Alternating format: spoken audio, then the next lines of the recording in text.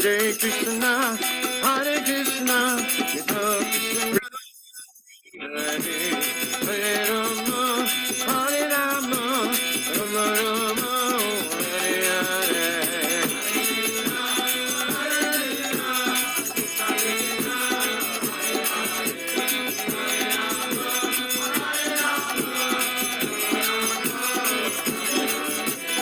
Hare Krishna, Hare Krishna, Krishna Krishna, Hare Hare, Hare Rama, Hare Rama, Rama Rama, Hare Hare.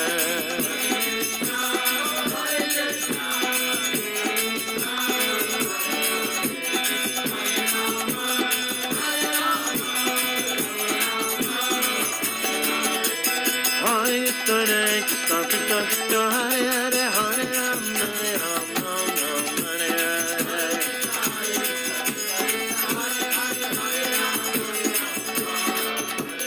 Hare Krishna, Krishna Krishna, Hare Hare, Hare Rama, Rama Hare Hare. Hare Krishna, Hare Krishna, Krishna Krishna, Hare Hare, Hare Rama, Hare Rama, Rama Rama, Hare Hare.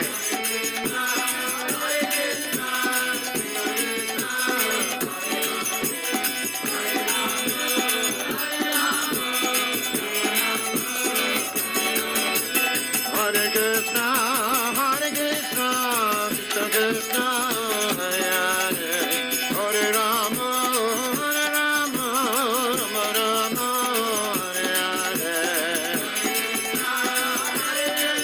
Rama, Hare Hare. Hare Krishna, Hare Krishna, Krishna Krishna, Hare Hare, Hare Rama, Rama Rama, Hare Hare.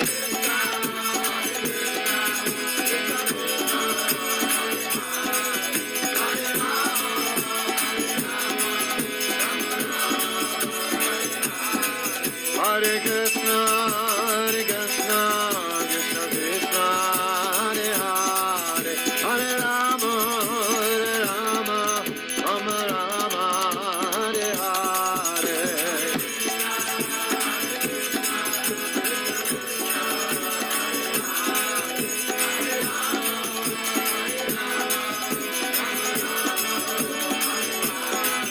Hare Krishna, Hare Krishna, Krishna Krishna, Hare Hare, Hare Rama, Rama Rama, Hare Hare.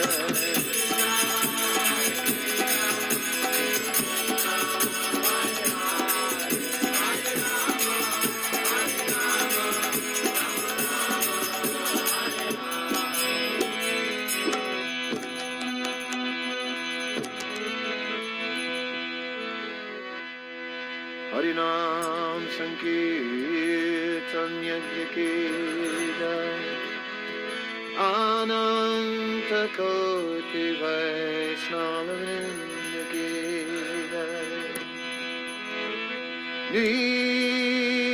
Nitai Gaura Premanande.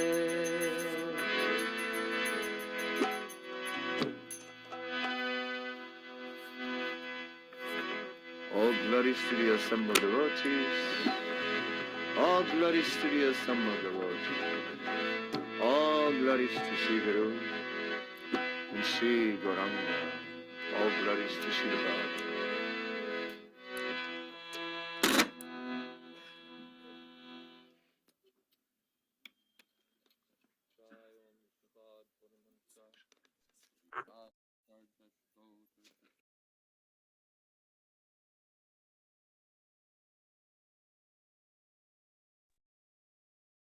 Hare Krishna, dear devotees, please accept my obeisances. All glory Srila Prabhupada. I hope you all are well. Welcome you all to His Holiness Candramauli Maharaja's daily call. Hare Krishna Maharaj, please accept my humble obeisances. All glory Srila Prabhupada. Maharaj, we are starting with I think Srimad Bhagavatam first canto, 13th chapter and 34th and 35th verse. Is that correct? That's the next verses we have. You know Yes, better I will than share I this. do. I don't know where we are. You just tell me. Yes, 34th and 35th verses. Yes, I'll share the screen. Give me a second. Did you play a cue card? Sorry.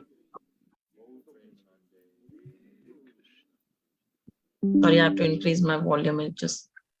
What happened to the cue card? Yeah.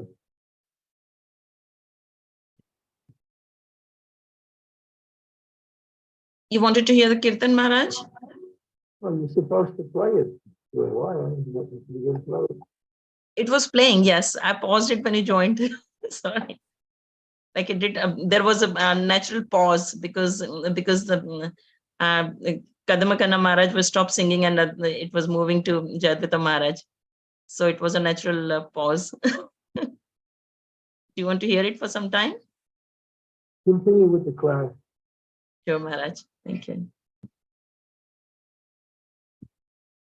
Oops.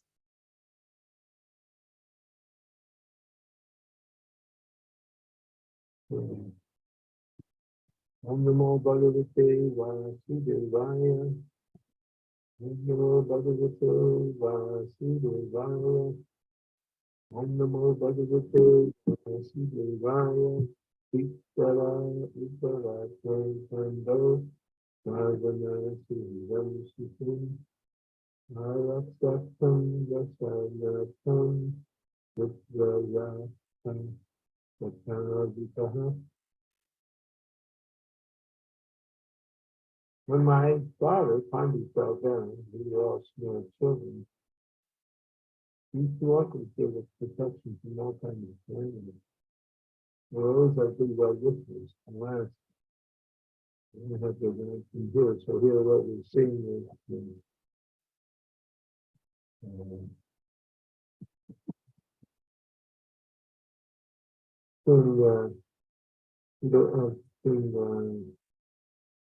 Ulysses. He's lamenting, he comes into the palace and you can't find his two uncles, Dhritarashtra and Vijaya. Sorry to interrupt you, Maharaj. I think devotees are not able to hear you clearly. There is some disruption in the voice. Did you ask them? Yeah, I've got a message from one of the Mataji.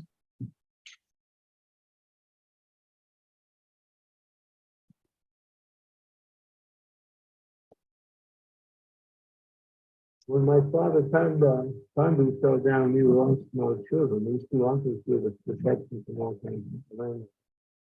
They were always our good well wishes. The last word of their be killed. And here, King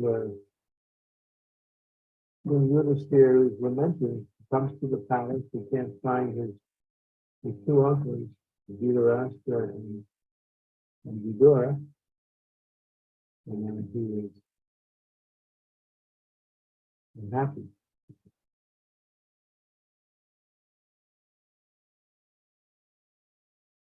Kutuvacha, Vipayana Sneha Vas Klap Vat, Kudiraha Parsitaha, Vakasano, Na Padyaha Sinditaha.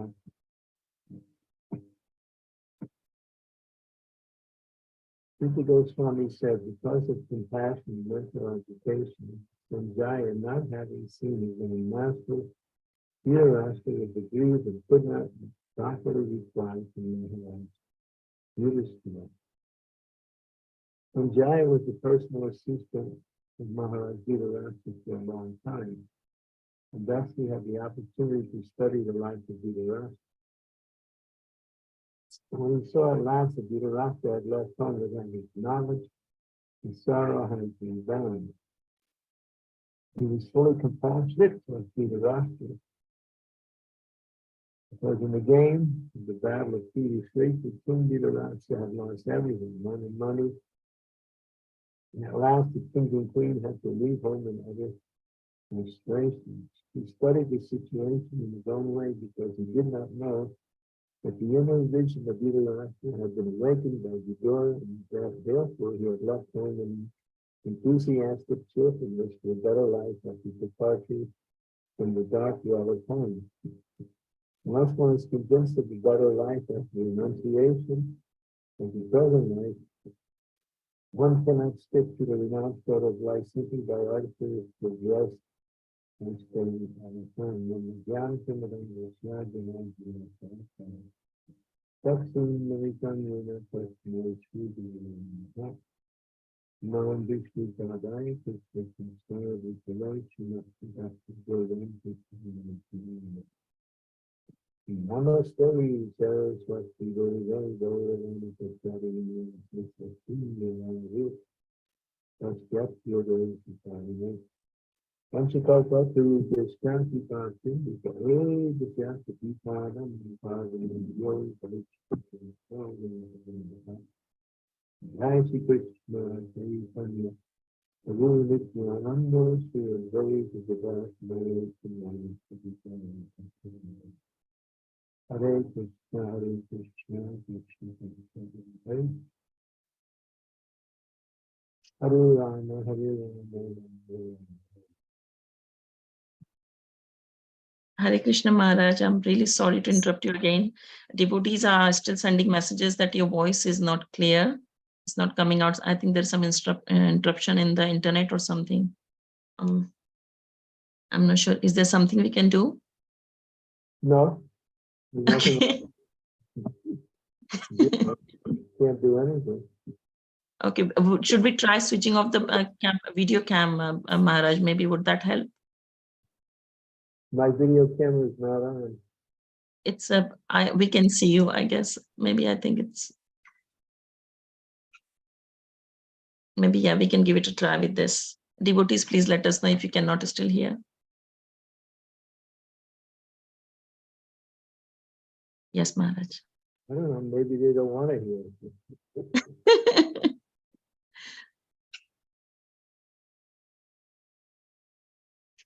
Okay, unless one is convinced of a better life after renunciation of the present life, one cannot stick to the renounced sort of life simply by artificial dresses standing at home.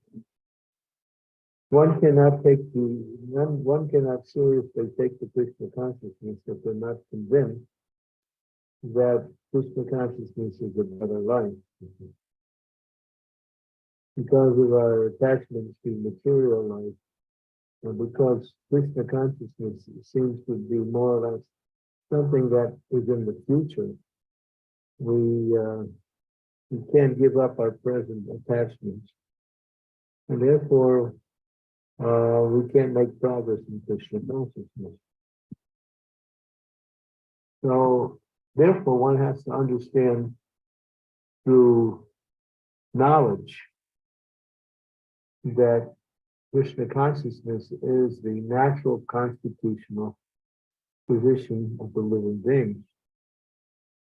One has to carefully understand this by contemplating on the temporary nature of this material world, contemplating on the process of devotional service in a way that helps us understand through practical application of the activities of devotional service, that devotional service is actually natural, material life is unnatural. Unnatural because it doesn't, material life is simply based on the body, and we are not the body. So living in a material world is a false reality. But that reality, that false reality, is a reality that has been compounded due to association with material energy, life after life. Therefore, we have a theoretical attachment to devotional service, but not something that is actually deep. So we want to deepen, in order to stay fixed in devotional service, one has to deepen that attraction in devotional service. Therefore, one has to practice devotional service in the association as much as he can with devotees who are fixed in devotional service. One cannot underestimate the power of the association of devotees, especially those who are fixed in Krishna consciousness. Simply by seeing them, what to speak about even associating with them, simply by seeing them, one is inspired in the practice of devotional service. That's the power of a devotee who is fixed in devotional service. Maharaj Yudhisthira, he's not understanding the situation clearly. He's thinking that because of his own neglect, his two uncles have left, not being happy with the arrangement that he made to take care of him at the palace. Or he's also thinking, well, I'm not spending enough time with them, and therefore they don't see any reason for staying. In other words, he's speculating. We do that too when something goes wrong, when something happens, and we start to try to figure out why it's happening. And that's natural. A lot of times we don't come up with the right answer. Can't see the whole picture. Therefore, when a devotee understands that everything happens by the arrangement of the Lord, either directly through the material energy or indirectly through the spiritual energy. Or, directly through the spiritual energy and indirectly through the material energy. So here his lamentation is really based on a wrong understanding. But Prabhupada, after explaining that, he's saying that actually you want to stay fixed in devotional service. You have to be convinced, not just theoretically, but by realization, by understanding, by practice, that devotional service is the solution to all problems and the goal of life. Otherwise, we can't be enthusiastic enough. Okay, go on to the next verse.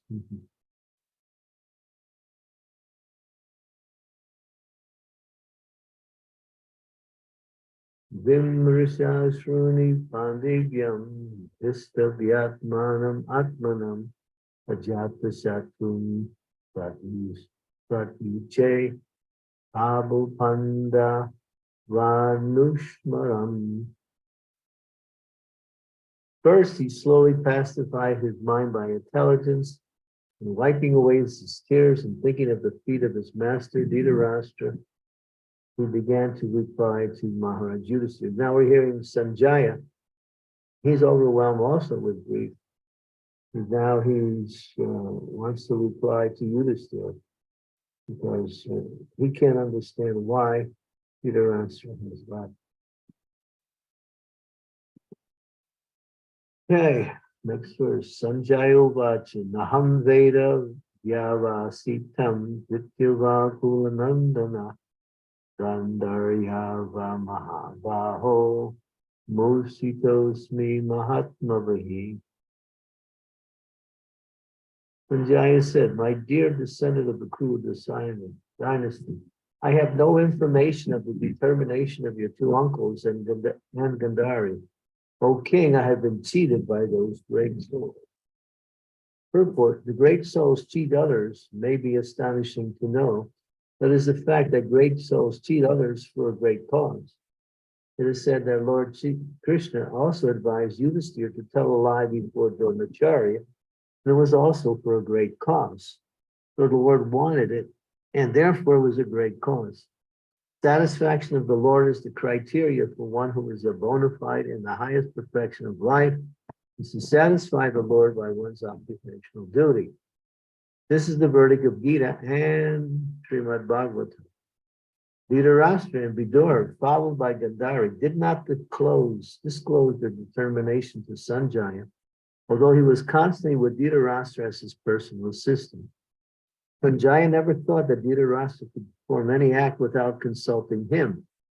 But Dhritarashtra's going away from home was so confidential that he could not be disclosed even to Sanjaya. Sanatana Goswami also cheated the keeper of the prison house while going away to see Sri Chaitanya Mahaprabhu. Similarly, Raghunath Das Goswami also cheated his priest and left home for good to satisfy the Lord. To satisfy the Lord, anything is good, for it is in relationship to the absolute truth. We also had the same opportunity to cheat the family members and leave home to engage in the service of Srimad Bhagavatam. Such cheating was necessary for a great cause, and there is no loss for any party in such transcendental fraud. So here we're saying that whatever Krishna wants, that is morality, that is civility, that is the perfection of one's life.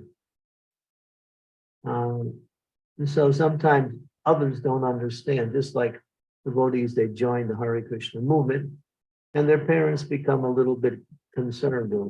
Well, they're not going to get their education complete. How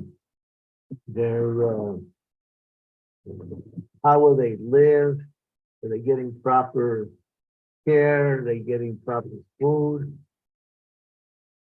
Sometimes we hear that parents, they're concerned about their children joining the Hare Krishna movement when they enter into the ashram, that they send them money so they can get some food. Or we heard that you're eating this other food here. It's not as healthy as what it should be, and therefore they conjecture that it's not healthy, and they send money here, buy some food, keep yourself healthy. So people don't understand. But the highest perfection that one can perform for the benefit of not only for oneself, but for others, is to engage in Krishna consciousness. When one takes the Krishna consciousness, all their family members automatically get the mercy of the Lord because of their fixation in devotional service. Friends, family members, people in general, they can't understand that. They think it's a selfish act, that you're giving up all your responsibilities, you're living now in a place where you have to live in a less comfortable situation. They always find some reasons to criticize the devotee who takes the devotional service. They say, well, you're too young. So many things. You're spoiling your youth. If you decide to give it up later on, you'll have nothing. So many reasons that people criticize or conjecture in a negative way that taking the devotional service is not beneficial. But because they can't see, because they can't understand, because they're attached to the material world, they think like that. And this is the general principle of the world. Sometimes people think, well, you're depending on, this society to take care of you. But, how can you guarantee that will happen? If you give up your job, you give up your schooling, everything that you need to support things in your life, you'll be in a very difficult situation after some time. The list is long of the different criticisms that people give for friends and family members to take the Krishna consciousness.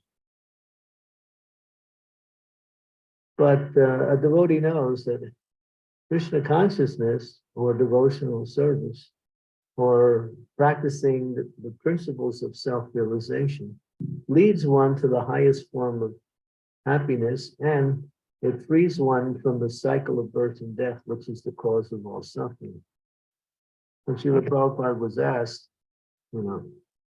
what is the cause of suffering?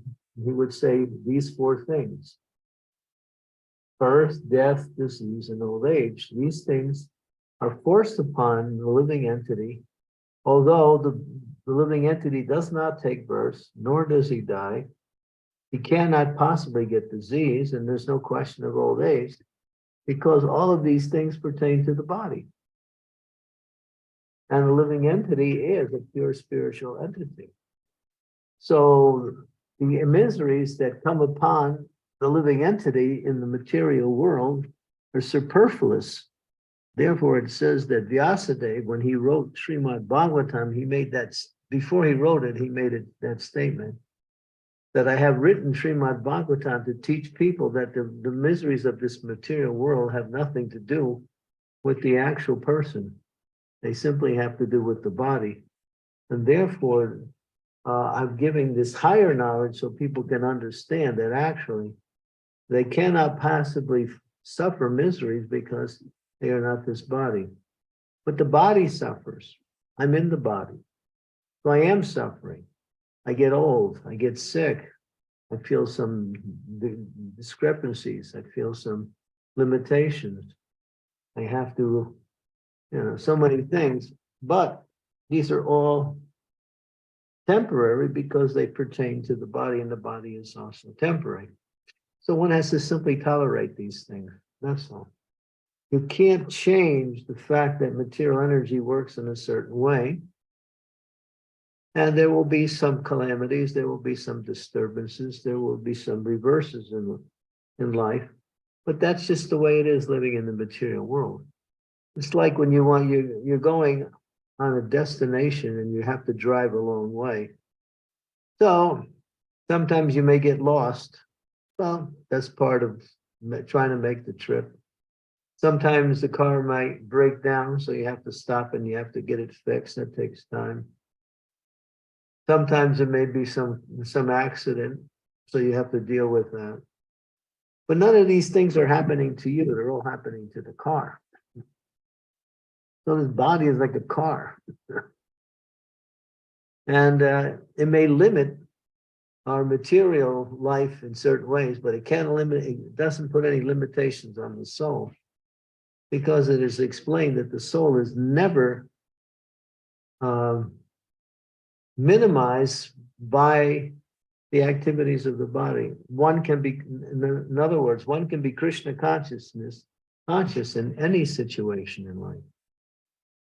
Sometimes we find that people who are in a more debilitated physical situation in life are more Krishna conscious than others who are not. There's this beautiful book that was written a couple years ago. The author just recently passed. Her name was Madan Mohan Mohini. And she was a young girl. And she was born with muscular dystrophy. And for her whole life, she was in the wheelchair. But by her good fortune, she came in contact with the whole process of Krishna consciousness and many wonderful devotees, many senior devotees in Krishna consciousness who bestowed their mercy upon her. And she was writing a diary, which later turned into a book that was published about her life, her experiences. And all she could write about was that she wanted to preach Krishna consciousness more and more. And she was feeling that these bodily impositions are just limiting my preaching. So when she was dying, she said, I want to come back with a nice body so I can preach Krishna consciousness with full force. And that was her desire at the last part. I just met her parents just recently when I was in America. They're actually from Pune in India. And I read the book. I met the whole family.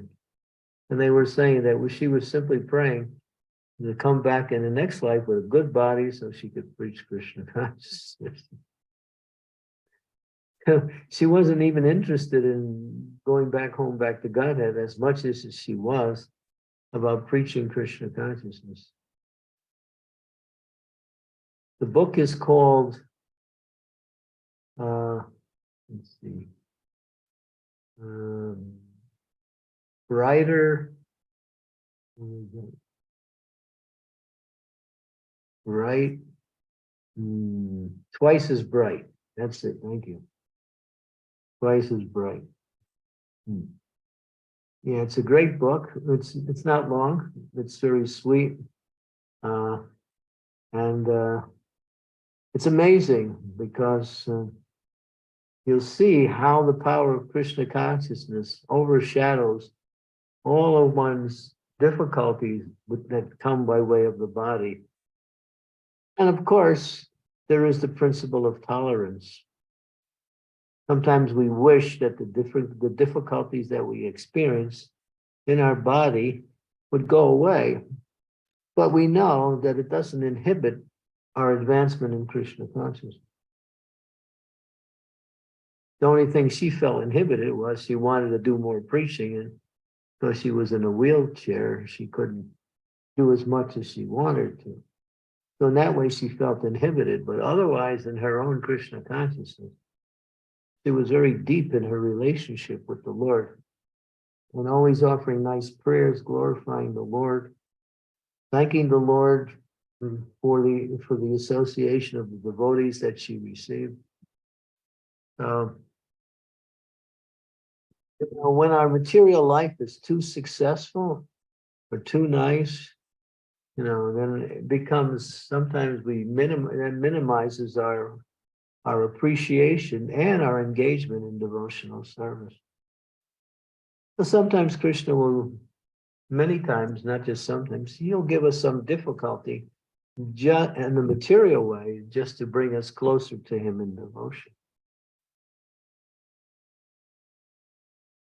We may not like to hear that, but that's actually the Lord's way of showing special mercy to his devotees by not allowing them to be successful in material life. Or at least finding they have some difficulty.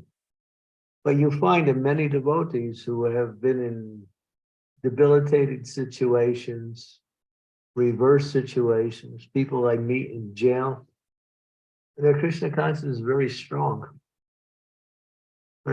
because they don't put any hope and a lot of energy in improving their material life. They accept their situation for what it is, and they just go deeper into Krishna consciousness. So this is brought out by this particular Dhritarashtra. He wasn't able to hear the glories of becoming self-realized until everything started to collapse around him. Mostly his body. He was already blind from birth, and then his liver wasn't working properly. His teeth were loose. So many things that he was experiencing due to old age and just a deterioration of the body. And only then could he become real serious in Krishna. So we shouldn't wait for all these things to our material life starts to fall apart more. We should take the Krishna consciousness in any situation. Of course, in the opposite, King Kulashekhar, he prays in his prayers to the Lord. He's praying, "My dear Lord, let me die now while I'm still young. That way I can remember you. My mind is clear.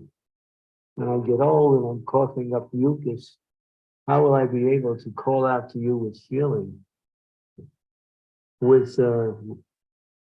voice will be choked up with so many bodily ailments." So that's another aspect. The devotee has to see whether he's in a good material position or not so good material position. It's all temporary. But what is eternal is our relationship with Krishna. Therefore, a devotee who is intelligent understands, yeah, it's explained that even the most simplest practice of Krishna consciousness is much more beneficial to the living entity than all of the success that one can achieve in worldly life. And people still, wealth, power, fame, surrounded by many well-wishers and friends. So many things that material life presents in front of the living entity to attract them.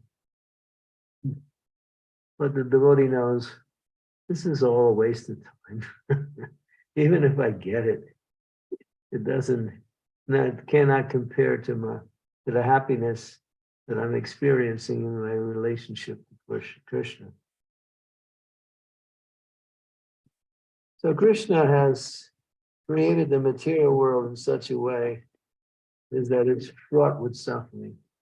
And that's his mercy. So we don't get attached to this place.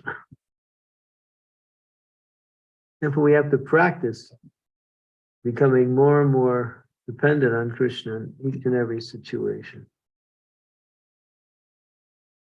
Generally, the conditioned souls become more dependent on Krishna when things are going wrong.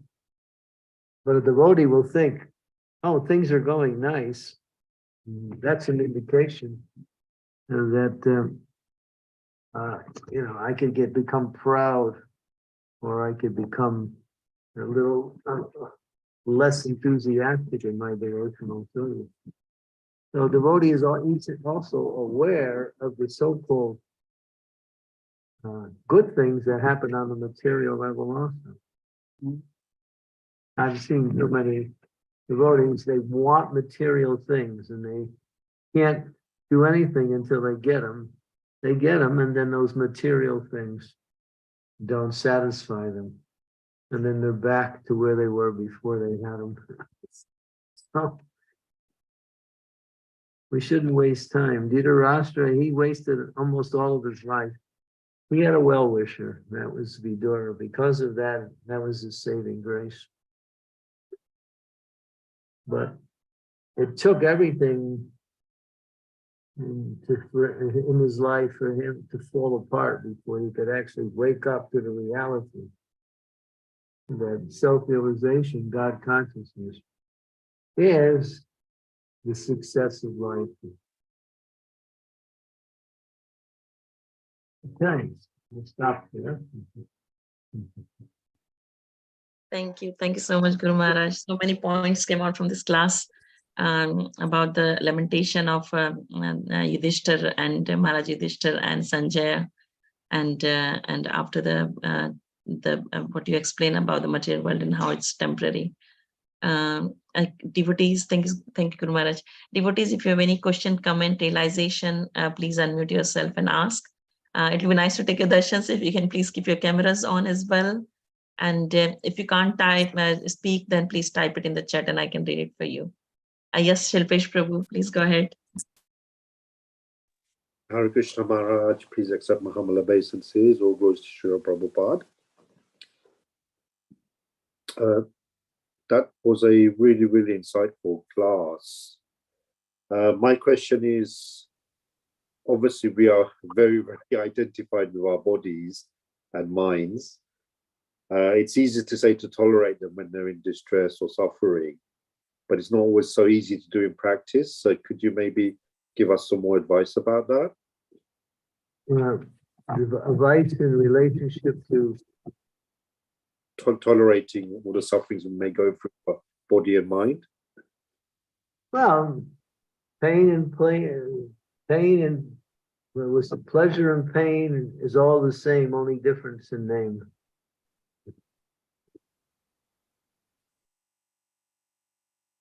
It all has to do with the body. Pleasure and pain is all the same. only different in name. Because it has nothing to do with you. So you have to tolerate it. If you can somehow mitigate it, then that's nice. But many cases we just have to tolerate it. If we get into the mental fight of trying to relieve ourselves from the pain, we just usually we're focusing more on the discomfort rather than on Krishna and devotional service. And the mind is just taking us more and more into this whirlpool of anxiety, struggling to improve our material situations. Better just to focus on Krishna. If there's some medical help that you can get, fine. But one should not make a big program out of it. That's the whole thing. We spend too much time and energy trying to fix material energy when we could be using that same time for, focusing on our relationship with Krishna. And as we develop our relationship with Krishna, the effects of the material energy becomes less anyway.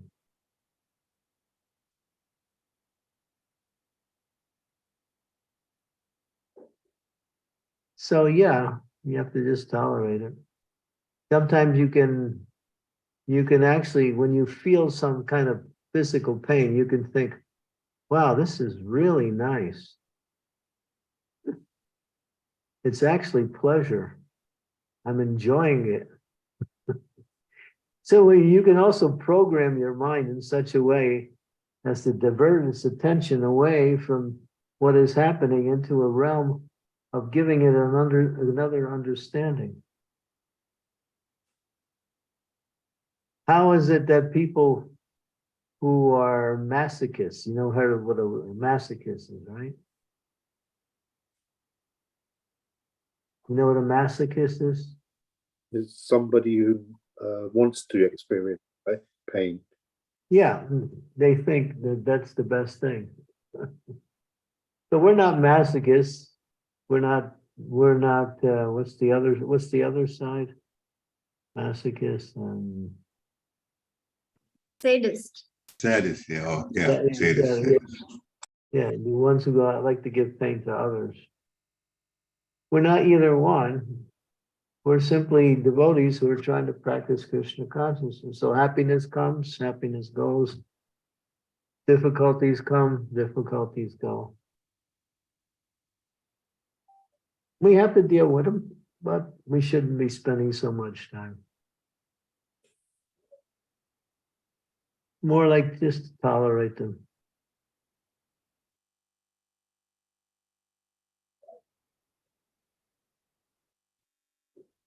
Just like devotees, sometimes at the end of life, they're undergoing severe pain, but the doctors want to give them some kind of narcotics to numb the pain, but the devotees say no. I'd rather go through this pain, which is helping to burn off all of my karma, and that way I'll have a better chance to, become purified when I leave the body. The pain is there, nobody likes it. But the greatest pain is separation from Krishna. That's the real pain, because that pain causes us to become unhappy in anything we do. As long as we're not connected to Krishna, we're unhappy.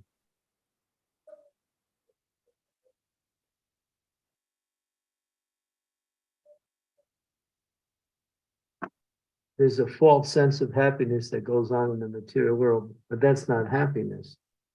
Real happiness is when the heart is connected to the Supreme Personality of Godhead in devotion. That is happiness. Material happiness is ephemeral, superficial. At best, it's temporary. Comes and goes.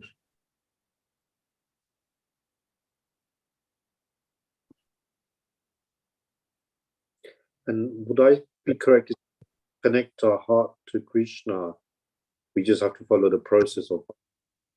Yeah, but you can also voluntarily give your heart to Krishna. You can offer your love to Krishna directly. It's not just the process.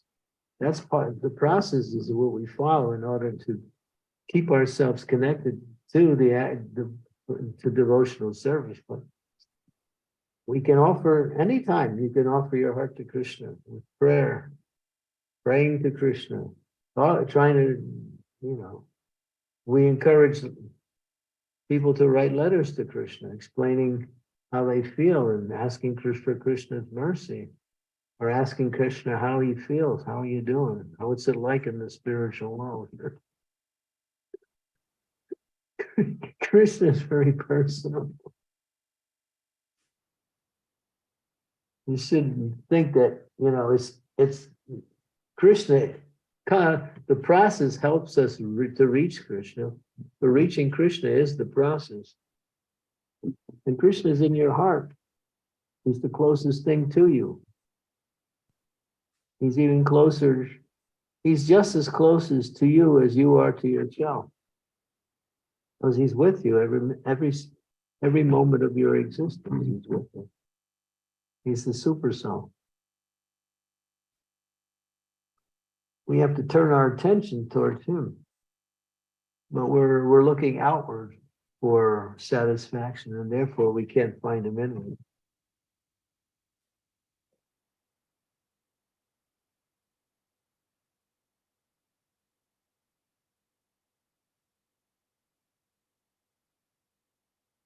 Thank you, Maharaj. That was very beautiful. I listened to the recording again. A lot of insights. Hare Krishna. Hare Krishna. Krishna. Thank you so much. Well, Maharaj was sorry. Prabhupada said you could just offer your love to Krishna. My dear Lord, I'm so fallen, so please accept this service. That's love. That's so beautiful, Maharaj. That was so sweet, so sweet. Just went right in. Thank you. It was a very sweet answer. Thank you. It just we have to focus on Krishna, isn't it? Everything else goes on. Thank you. Maharaj, it'll be nice to take a darshan if you can if you can try switching on the camera and see if the voice is still fine.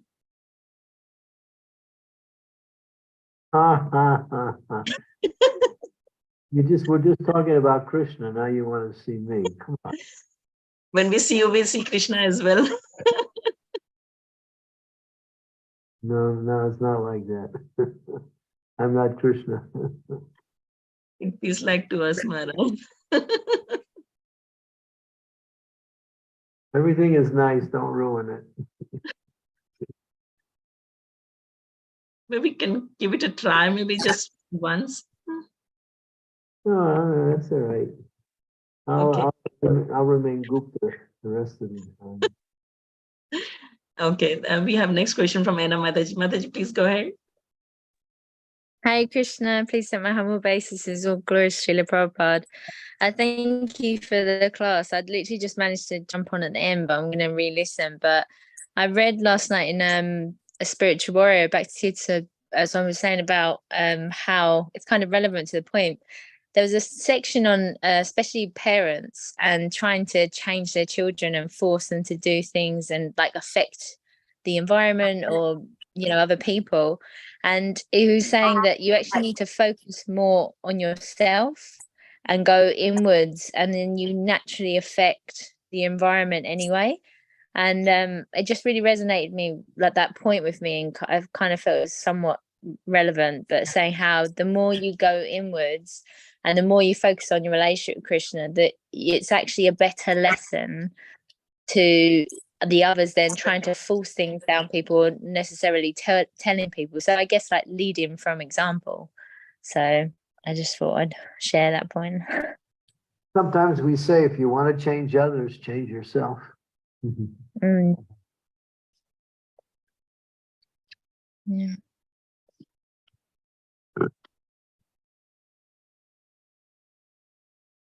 Yeah, thank you. That's a very important point. Thank you very much. Yeah.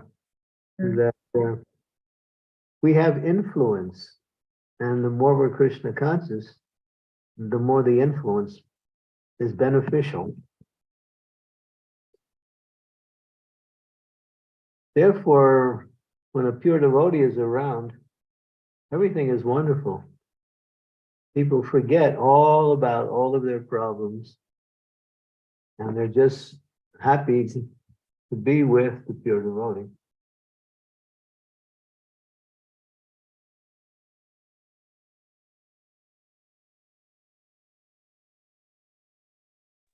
Thank I you. think that's why everyone wants you to turn on your camera, Guru Maharaj. Hey, I'm going to support you, Maharaj.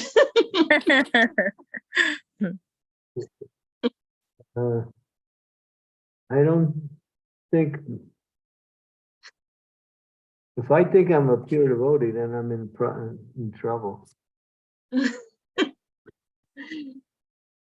You can't be in the dark, Maharaj.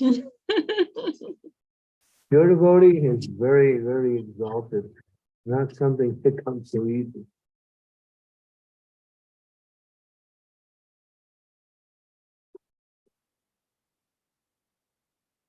You have to understand what are the symptoms of a pure devotee when you're trying to understand who is a pure devotee.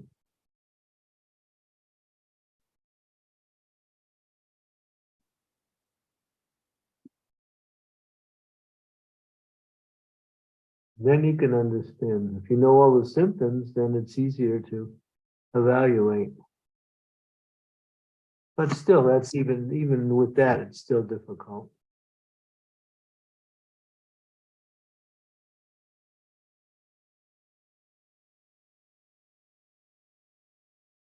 Maharaj, isn't it that the one who brings us closer to Krishna, it means the one who is bringing you closer to Krishna, he is already closer to Krishna. So the one who is already closer to Krishna is a pure devotee. Is that not like? No, he may be a enthusiastic devotee. Doesn't mean he has to be a pure devotee. Pure means Abhyala Sita Sunya Jnana Karmana Vitamana Kulena Krishna Silanam Bhakti Uttama. The pure devotional service, the execution of pure devotional service, means no desire for any gain on any activity on the material level, free from all philosophical speculation, no karma, no gyan, in relationship to Krishna with a desire to please Krishna. That's a pure devotee. These are the activities of a pure devotee. These are the characteristics of a pure devotee. Pure devotee doesn't waste a moment. Always engaged in Krishna consciousness. Pure devotee doesn't find fault with others. Pure devotee doesn't engage in any other activity except devotional service.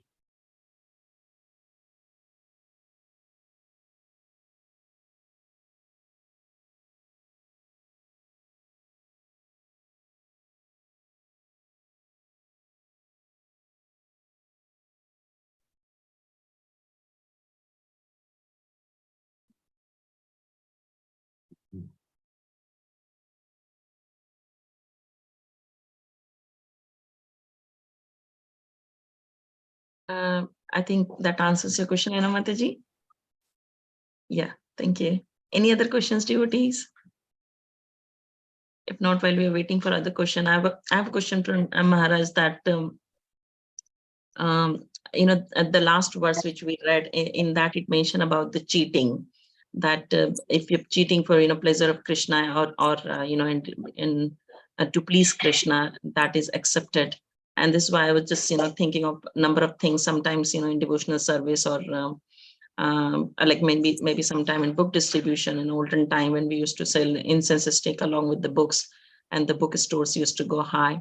And Prabhupada mentioned about how what is the best way, like we should we should sell the books on the basis of the, potency of the book and how important it is to read and things like which we should explain more about the book. But sometime in practical scenario, it doesn't happen. You have to gel in with others, as in people like to do charity or things.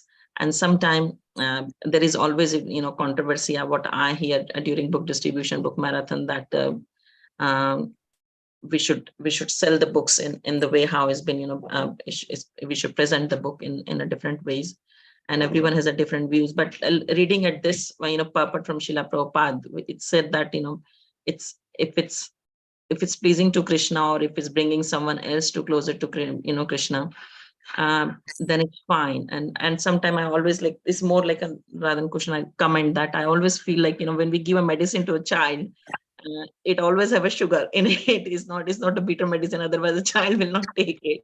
So it's to give something, what we know is good, is you will have to mix it with something that will gel, and that will pleasing to others. That's preaching. Yeah. That's preaching. But sometimes in this one, like I always feel, Maharaj, I want to ask this question as well along with that, that is cheating, as in, many devotees come to the temple, many years they come, but they do not start chanting. And I think it's more that they're, more materially inclined to others. Like when they come to the temple, they pray and for some material stuff, and it gets fulfilled. But Krishna is not for materialist. He's different. So I feel like, how do we, if you chant, it's not going to help you in your materialistic life, but Krishna does help his devotees, whoever wants to come here. So he does help you out in material and spiritual both lives. So sometimes I struggle to, how do you, even though you quote from the Shastras, it just gets very difficult to get people to do even one round, to just Just be an example. Be an example. You can't force anybody, but if they see something that is good in you because of your devotional service, they might be attracted to that. People have different combinations of material consciousness. And then the art of preaching is the art of trying to understand how best to reach a person.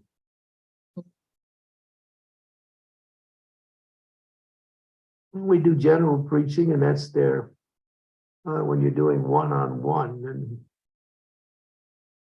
you have to get to know the person to some degree.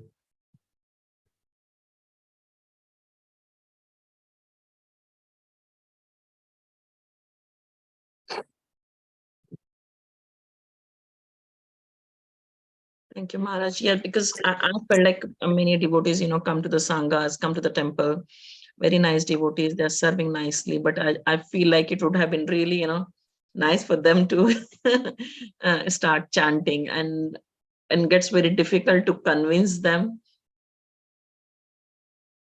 Yeah. Yeah. I'll try to convince them. Just try to encourage them, that's all.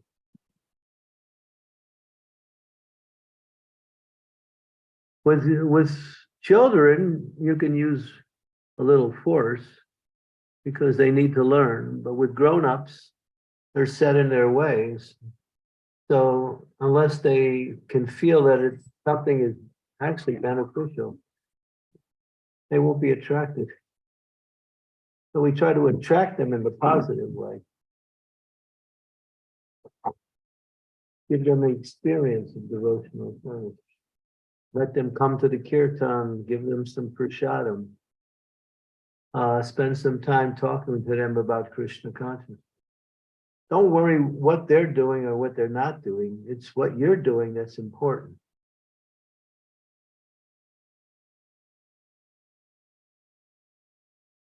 Whether they take or don't take, well,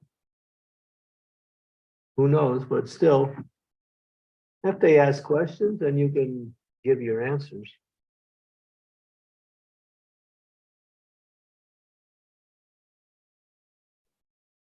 Yes, Maharaj. Thank you. That's very helpful. Krishna is all attractive. We've got to find ways to attract people to Krishna. That's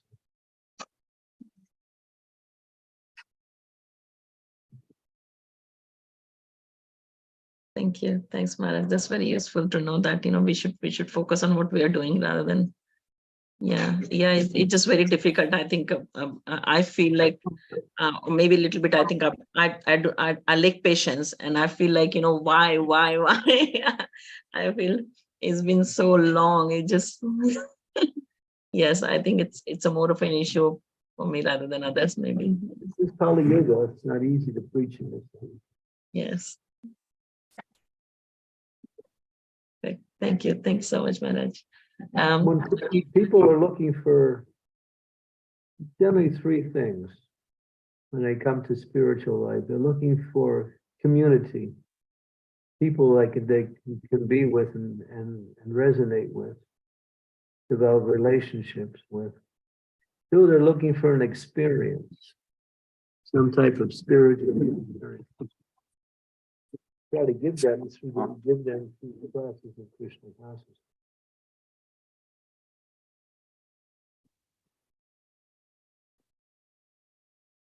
Thank you. Thanks, Maharaj. Yes, I remember that. Community and the spiritual experience. So, any other questions, devotees, from anyone?